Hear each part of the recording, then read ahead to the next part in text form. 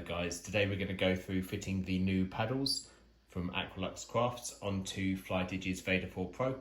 Fantastic controller, still has the same issues with the back buttons being kind of badly placed. The paddle sizes are very similar to the Vader 3 Pro, but different enough in terms of depth and things that I've had to make a new model. That's now done and we're going to go through installing it today. Before we start, I will just say I've had 4 of these controllers. 2 of them have had a broken button here. So please test your controller before you fit a paddle, because two haven't worked. 50% of my controllers haven't worked properly. So you want to know it's working before you go in and start taking it apart. So let's get started. I've got a this one here. This is a 1.5 hex driver, and then I've just got a small crosshead here. So I've got a big magnet for my screws and then 2 types of paddle that we come with, a spudger, 6 small screws there, and let's get going. So 1, 2, 3, 4 with the Phillips. I'll try and keep the camera on the subject. If I do slip off every now and again, I am looking at the camera screen, so I will be able to realise I've slipped off, but I'll talk through what I'm doing at the same time. Okay, I just put them there so that I don't lose them. These are pretty common screws. They're the same screws they use all internally as well, so it's if you do lose one, you can always pinch it from elsewhere. I've tried to work really hard on getting these back paddles as consistent as possible across all devices. If anyone's fitted the Vader 3 ones, you know it can need like a little bit of adjusting.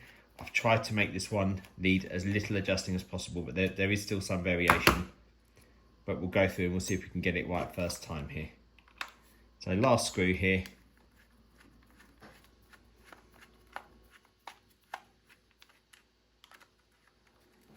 Almost out. I always have trouble with the last one coming out. There we go. Right, it's 4 screws out. We are ready to just have one last look. Nothing behind the label. We're all good. This is a brand new controller. Obviously, I've got one that's open elsewhere. Got my spudger. Just get it in. You've got, essentially, there's a lock here, and then around, I think, here, and then back over on this side. And what I normally do, I just put the spudger in here, and then run it down. You'll hear that sort of crack as it opens up. And then I run the spudger around. I'm going to do the other side here as well, just into the crease, and then push it around and twist it. You'll get that initial crack open. Better to use a bit of patience here, because you don't want obviously to scuff up the size of your controller. But once you get that spudger in, just get a bit of purchase. That's why I like this angled spudger, because it's really good at getting it in and getting like a bit of grip on everything to sort of pry everything apart. So I've done the sides now. I'm going to just run around the bottom part here. Okay, so we're done now. It does really feel like it's stuck up at the top. You might want to pry along the top as well, just to separate it out, because it does really need quite a bit of force. It took a lot longer than I expected there. So we're going to just be wary of this side. As we open it, we fold it round, and you can see that this is where the where we're connected here, yeah? So what I'm going to do, just gently pull, see how we've got positive at the bottom, negative at the top. Just going to gently pull that off. Make sure your power switch, your slide switch, is still in place here. This will get lost very easily, so be careful. We can put that off to the side now. And now we've got this piece here. You can see we've got 1, 2, 3, 4, 5, 6 points of access, just sorry, not points of access, pegs that hold the harness on. This is just like the Vader 3 Pro. I just found that some things like the distance here needs to be further in on the Vader 4 Pro for it to work nicely. So we'll pry this off. They're just friction fit. Try and do this as non-destructively as possible, because you might want this thing to come back at some point. But once you've got all 6 pegs off, there you go, it's on the floor, but that will do for now. Just keep that to the side, keep it safe in case you want to reverse this. It's a completely reversible process if you don't break it, so don't break it. Okay, if we look at our harness here, I've used grey. We've got this rounded part. This is the bottom here. So you can see we're missing pieces here and here. That's the bottom, okay? So what we do, we place it in, gentle push, get all it in so it sits flush. And now what you want to do is you want to push hard around each of these holes. You will feel them pop through. You can even hear them. Bottom ones, bottom middle, bottom right. You will find the middle ones, this middle top one doesn't go on as well. It's not that it doesn't go on as well, it's that it's even, you know, almost not meant to, but make sure they're pushed on. So these are all sitting proud, 1, 2, 3, 4. This peg has been consistently shorter in all of them so far. So this one won't come through as far, but just make sure they're all pushed on. This one here, push it on nice and hard, but it won't go on all the way, okay? That should, in theory, be it. So what I'm going to do, I'm going to plug this back in here. So remember, red on the bottom, just fits inside. Push it down, and I'm going to reassemble the controller, making sure this switch here is in place, because you don't want to get it all done up and find it's missing. So I'm just folding it back. I'm going to push the controller shut. You'll hear it click. Go around, do the bottom underside. Make sure the top's done, and then check your buttons.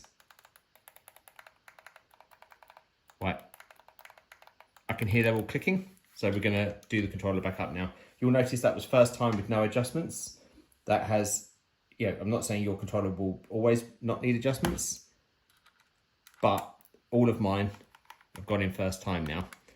So let's get these 4 screws back in. So now we have all screws done up. We'll just check.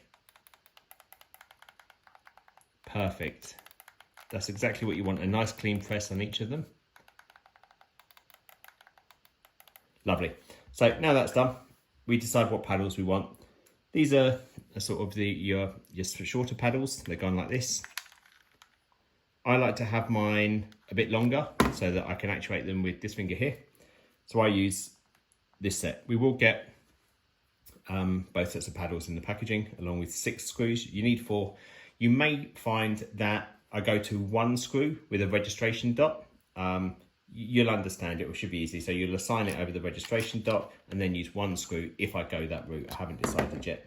What I do here though, I take 1 screw, I just hold them,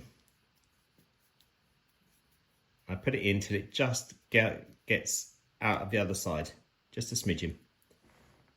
I do the other one. It's a lot easier to do it while you're holding them. And then this one I make sure doesn't come out. So you'll see one is slightly flush, slightly proud, sorry, and the other one is flush. I'm going to do that to both of them. I'll give you 2 spare bolts in case you need them, but you shouldn't, you know. So again, this one is going to come slightly proud. So these paddles have been redesigned to have a higher pitch here, which should make them sit on your ring finger a little bit more nicely. Because I love the Vader controllers, but they just do not work well with those positioning of those paddles. It's just, yeah, it's not for me. So this one, as you see, we've got 1 proud, 1 flush. So if you put it in position, you'll feel the proud one rest in the hole. And then I do the one that was flush, start doing that one up in position. And it will go in and find its hole. And again, this is just screwing into plastic. Do not over tighten here. And then, yeah, you'll feel a bit of resistance. That's your cue to stop there, yeah? I appreciate I'm taking up the light, sorry. So I can feel the resistance. Check the pedal actuation. Lovely. Okay, now do the same process for this one. So find the hole position. And I'm screwing in the one that was not proud. So the one that is flush, that will find its hole. That will lock it into position, and then do the one that had the little hole there. Remember, do not over tighten, just till you can feel that it's offering some resistance. You can go a bit tighter, but just, you will strip the thread if you're not careful. So they are all tight now. I'm going to check one last time.